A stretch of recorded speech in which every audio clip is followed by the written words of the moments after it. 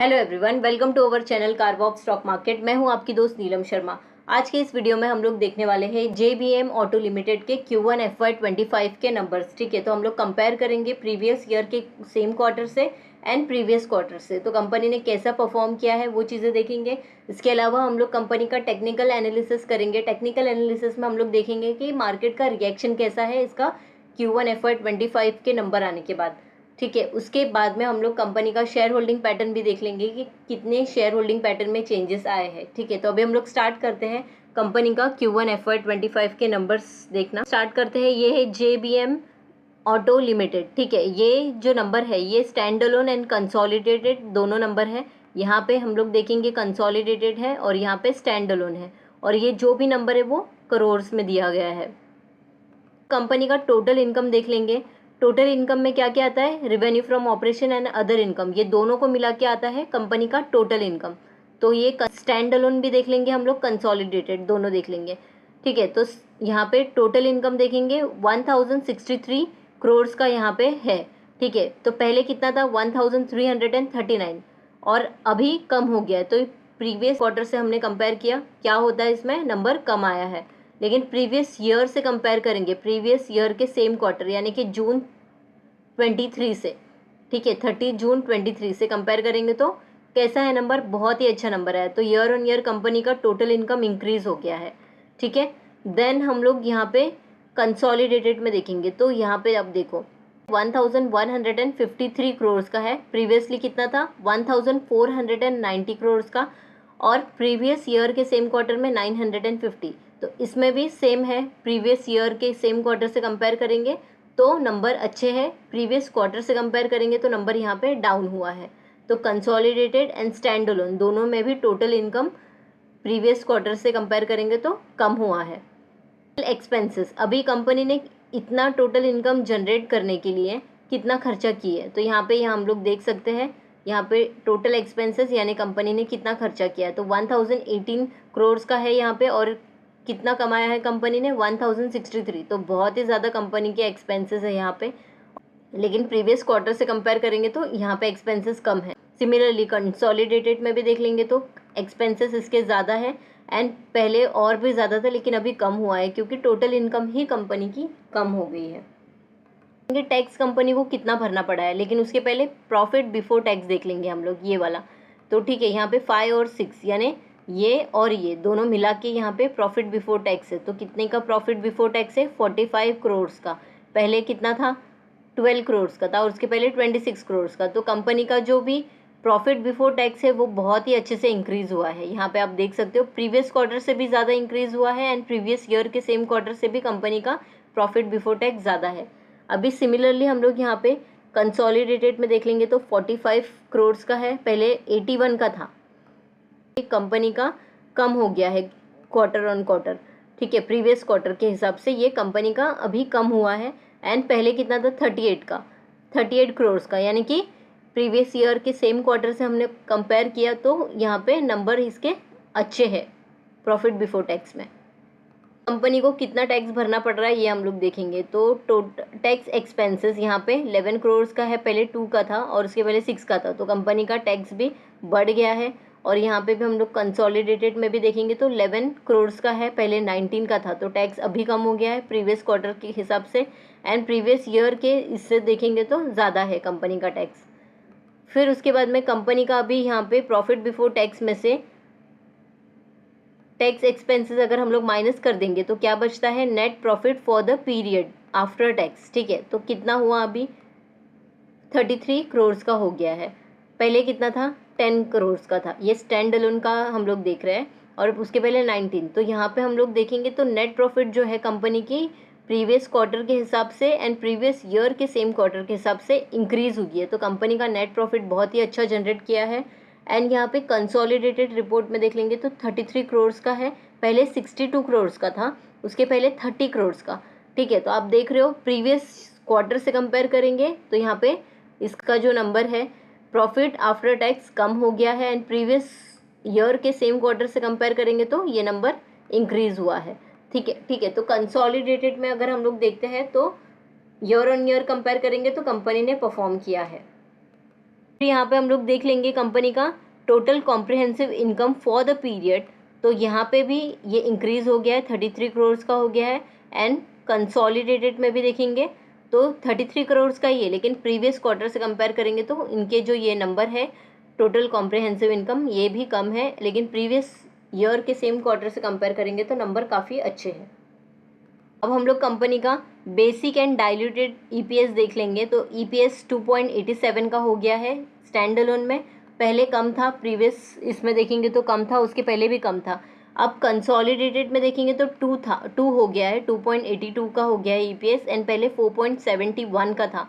ठीक है, तो बहुत ही कम यहाँ पे कंसोलिडेटेड में ईपीएस कम हो गया है प्रीवियस क्वार्टर से कंपेयर करेंगे तो, लेकिन प्रीवियस ईयर के इससे कंपेयर करेंगे तो यहाँ पे इसका ईपीएस ज़्यादा है, 2.82 है, और पहले के ईयर में कितना था, 2.56 का।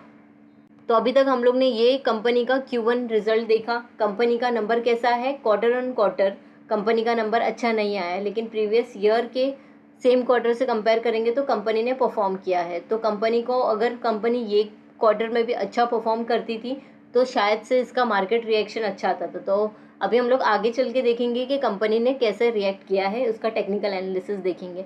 ठीक है, अभी हम लोग कंपनी का थोड़ा फंडामेंटल देख लेते हैं। यहाँ पे मार्केट कैपिटलाइजेशन है इसका 24,218 करोड़ का।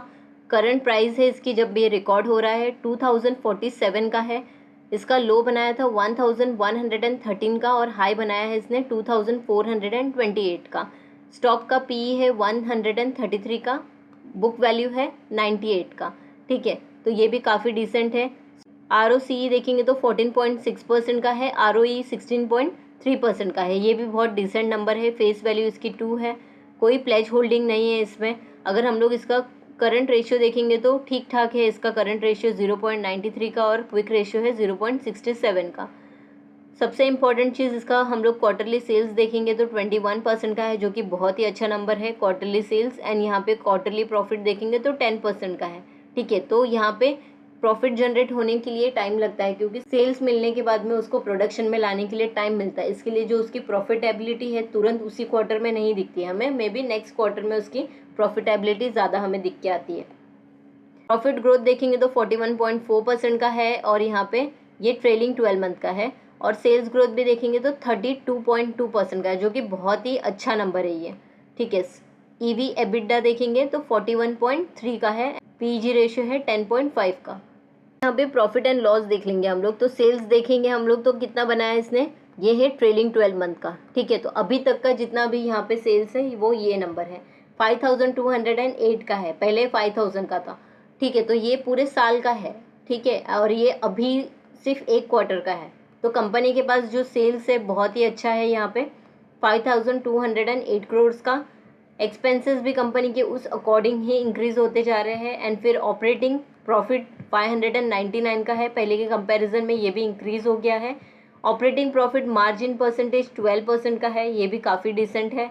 प्रॉफिट बिफोर टैक्स 253 करोड़ का है, और पहले 246 का था, तो ये भी कंटिन्यूसली इंक्रीज होते जा रहा है।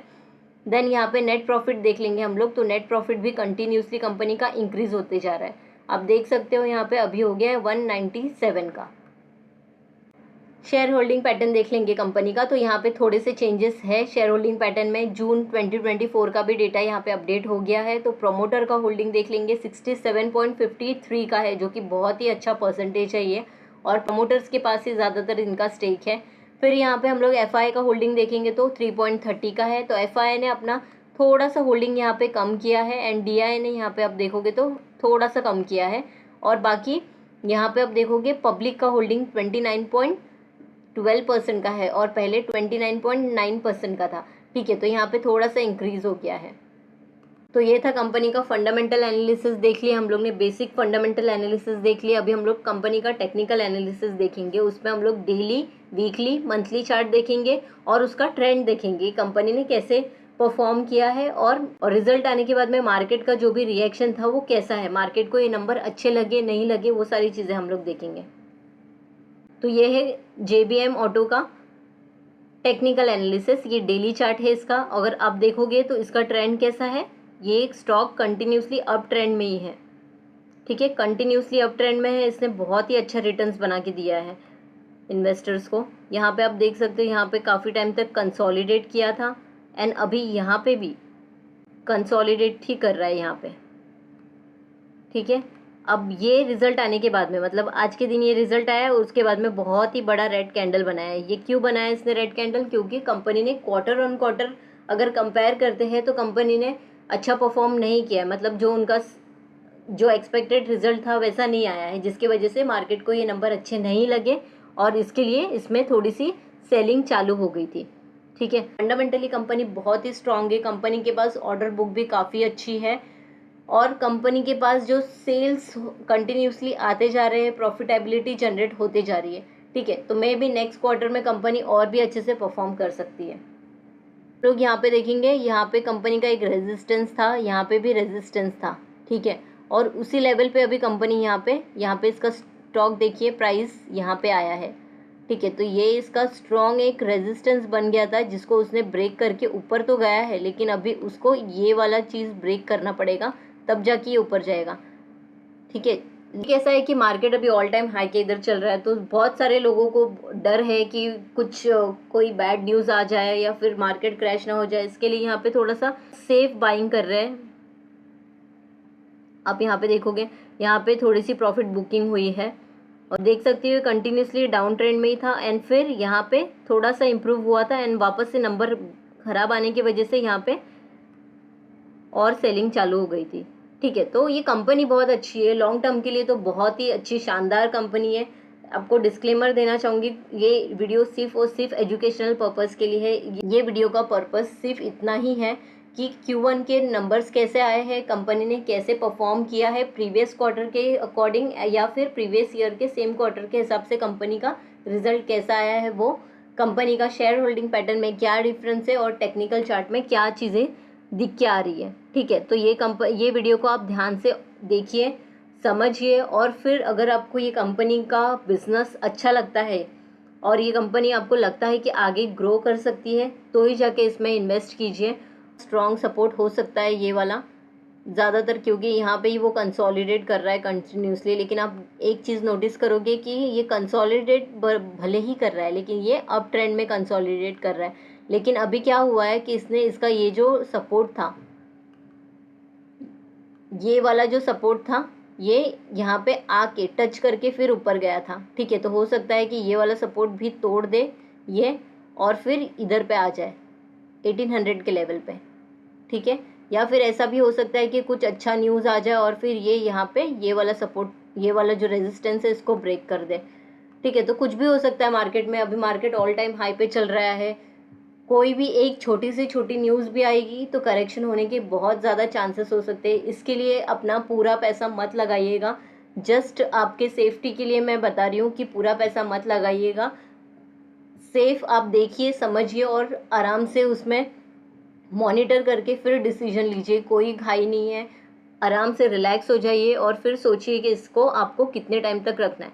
क्योंकि कैसा होगा कि यहाँ पे अगर आप बाय कर लेते हो, ठीक है, लेकिन कुछ भी न्यूज़ आया तो फिर अगर ये इधर करेक्ट होके इधर तक आ गया तो बहुत टाइम लग जाएगा इसको रिकवर होने के लिए, ठीक है। तब तक आपके पैसे कैसे रहेगा कि फंसे रहेंगे। इसके लिए आप थोड़ा थोड़ा इन्वेस्टमेंट कीजिए लेकिन अपने पास कैश बचा के रखिए, ठीक है, सो दैट जब भी बड़ा करेक्शन आए या फिर हल्का करेक्शन आए तो आपको अपॉर्चुनिटी मिल जाए और आपके पास कैश अवेलेबल रहे बाइंग के लिए।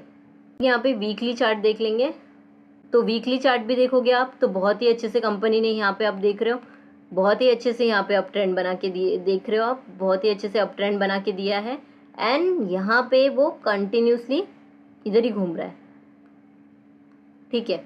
तो कंपनी को अगर बहुत ही अच्छा ऑर्डर मिलता है तो ये थोड़े टाइम के लिए बहुत ऊपर जाएगा एंड फिर वापस से कंसोलिडेटेड करने के चांसेस ज़्यादा है, ठीक है। अभी हम लोग इसका मंथली चार्ट देख लेते हैं।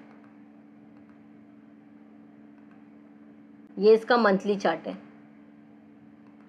अभी आप खुद देखिए ये स्टॉक कैसा था, यहाँ पे देखिए 2005 से लेके 15 के बीच में, ठीक है। उसके बाद में 2020 से लेके 23 के बीच में आप देखोगे तो इसने कंटिन्यूसली अपवर्ड मूवमेंट दिया है।